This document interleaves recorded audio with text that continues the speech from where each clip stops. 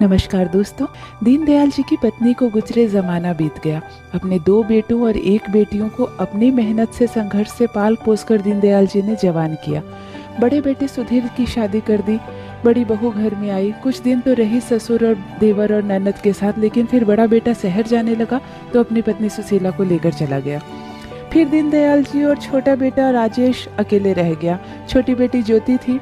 कुछ दिनों के बाद ज्योति के लिए भी अच्छा सा रिश्ता देखे और उसकी भी शादी करवा दी है। ज्योति के चले जाने के बाद घर में स्थिति बहुत खराब हो गई, क्योंकि ज्योति ही पिता को 1 गिलास पानी तक देती थी, एक एक घर का काम करती थी, छोटे भाई राजेश का ख्याल रखती थी, पिता का ख्याल रखती थी, घर की साफ सफाई करती थी। अब तो बड़ा मुश्किल हो गया। औरत के बिना ये घर काटने को दौड़ने लगा। कभी कभी 3-4 महीने में बड़ी भाभी एक बार आती तो पूरे घर की सफाई कर देती, खाने पीने का बहुत सारा सामान बना देती और चली जाती। 15 दिन भी वो सब नहीं चलता और फिर जस का तस हाल। दीनदयाल जी अब कहने लगे, राजेश बेटा अब तुम भी शादी कर लो, क्योंकि तुम यहीं पर नौकरी करते हो, अपनी ही दुकान संभालते हो। बहू आएगी तो हमेशा घर में ही रहेगी। एक औरत के आने से के मकान कहीं घर तो बनेगा। मुझे तो कोई 1 गिलास पानी देगा, तुम्हारा ख्याल रखेगा। राजेश कहता है, बात तो आप ठीक ही कह रहे हैं पापा, और बड़े भैया की भी शादी हो गई है और ज्योति भी अब अपने ससुराल में बस गई है, तो मुझे भी शादी कर ही लेनी चाहिए। दीनदयाल जी देखने में साधारण से सीधे साधे से इंसान थे, लेकिन थे बड़े रंगीले मिजाज के। कहते हैं अपनी पत्नी के साथ बहुत रोमांस किया करते थे, बहुत शौकीन हुआ करते थे। अपनी पत्नी को पिक्चर दिखाने ले जाते थे, शहर ले जाते थे घुमाने, उनके लिए चूड़ियाँ लाल साड़ी लेकर आते थे। लेकिन नियति का खेल ऐसा था कि उनका जीवन साथी तो उनसे बिछड़ गया। राजेश की माँ को गुजरे बहुत ज़माना बीत गया। दीनदयाल जी बिल्कुल जवान थे जब उनकी पत्नी गुजर गई, पर उन्होंने मुड़कर कभी दूसरी शादी करने के बारे में नहीं सोचा।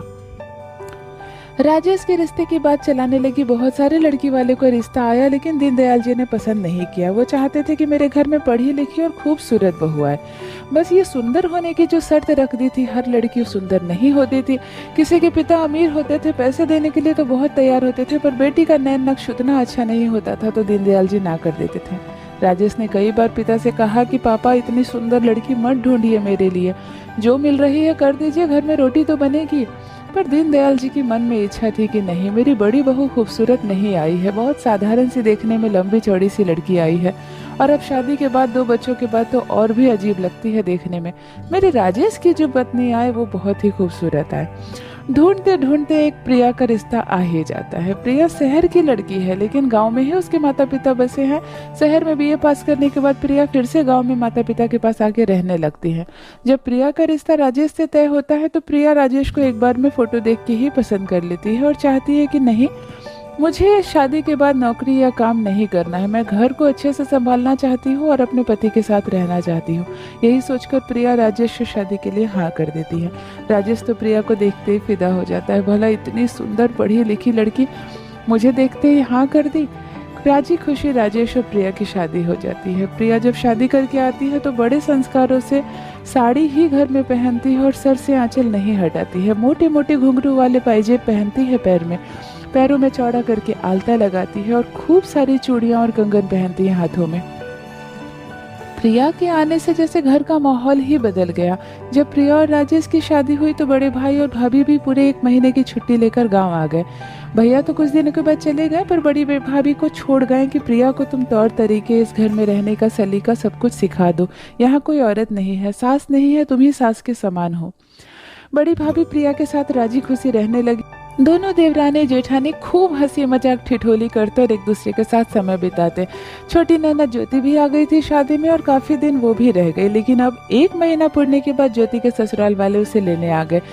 उन्होंने कहा कि ज्योति चलो, अब अपना भी घर संभालना है, तुम्हारी भाभी तो अच्छे से बस गई। ये कहकर ज्योति अपनी दोनों भाभी से विदा ले लेती है। बड़ी जेठानी को अभी 10 दिन और रहना है यहाँ। लास्ट के 10 दिन में बड़ी जेठानी प्रिया के कान में कुछ कुछ डालने लगी। प्रिया कहने लगी, दीदी आप क्या कह रही है, मेरी समझ में नहीं आ रही। बड़ी जेठानी कहती है, देखो प्रिया, आज मैं तुम्हारे साथ हूँ, रात में भी तुम्हें बाहर निकलना पड़ता है तो मैं रहती हूँ। राजेश भैया का क्या है, वो तो बीच बीच में शहर चले जाते हैं 3-3 4-4 दिन के लिए, तुम अकेली कैसे रहोगी। प्रिया कहती है, दीदी मैं अकेली क्यों रहूंगी, पिताजी है ना, बाबूजी के रहते मुझे अकेलापन थोड़े लगेगा। बड़ी जेठानी कहती है, यही तो बस तुम्हें समझ में नहीं आ रहा है प्रिया, मैं क्या कहना चाह रही हूँ। प्रिया कहती है, जो कहना है दीदी साफ साफ कहिए। बड़ी जेठानी कहती है, देखो प्रिया, तुम बाबूजी से थोड़ा बचकर रहना, बाबूजी बड़े रंगीले मिजाज के आदमी हैं। प्रिया कहती है, दीदी कैसी बातें कर रहे हैं, वो तो पिताजी है, हम तो बेटी समान है उनकी। बड़ी जेठानी कहती है, कोई यहाँ बेटी और कोई बाप समान नहीं है, वो तुम्हारे पिता नहीं ससुर है, भूलो नहीं। और मैं जो एक्सपीरियंस की हूँ इस घर में वही बता रही हूँ। नई नई मैं भी शादी करके आई थी तो खूब चक्कर चलाया था बाबूजी ने मेरे साथ, और खूब पापड़ बेले थे मेरे पीछे, लेकिन मैंने इनकी दाल नहीं गलने दी। तुम्हें क्या लग रहा है आज बड़े भैया मुझे यहाँ से लेकर क्यों गए अपने साथ? मजबूर होकर गए हैं बाबूजी की हरकतों को देखकर। प्रिया को बिल्कुल यकीन नहीं होता है कि बाबूजी के बारे में जो बड़ी भाभी कह रही है वो सच है, या बड़ी भाभी को कोई कष्ट हुआ होगा ससुराल में, इसीलिए आज पिताजी पर ऐसे इल्जाम लगा रहे हैं। देखते देखते बाकी के 10 दिन भी निकल गए और बड़ी जेठानी के भी जाने का समय आ गया। वो प्रिया से कहती है, प्रिया संभल कर रहना, मैंने जो कहा है उसके एक एक लाइन को याद रखना, वरना तुम बुरे फंसोगी और सारा इल्जाम तुम्हीं पर आएगा।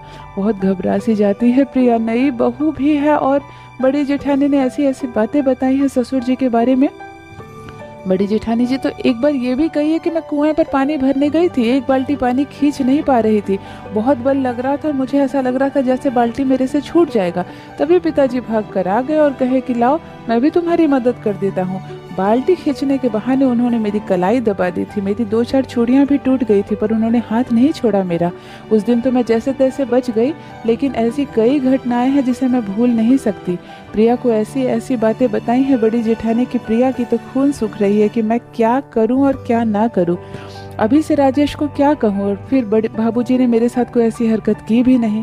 लेकिन बड़ी जेठानी का कहना सही था। बड़ी जेठानी जाने लगी तो प्रिया से गले मिलती है और उसको कान में कहती है, सतर्क रहना बहू, वरना तुम पर सारा इल्जाम आ जाएगा। प्रिया कहती है, नहीं दीदी मैं बिल्कुल सतर्क रहूंगी, आप निश्चिंत होकर जाइए, और कोई भी बात होगी तो मैं आपको फोन करके बताऊंगी।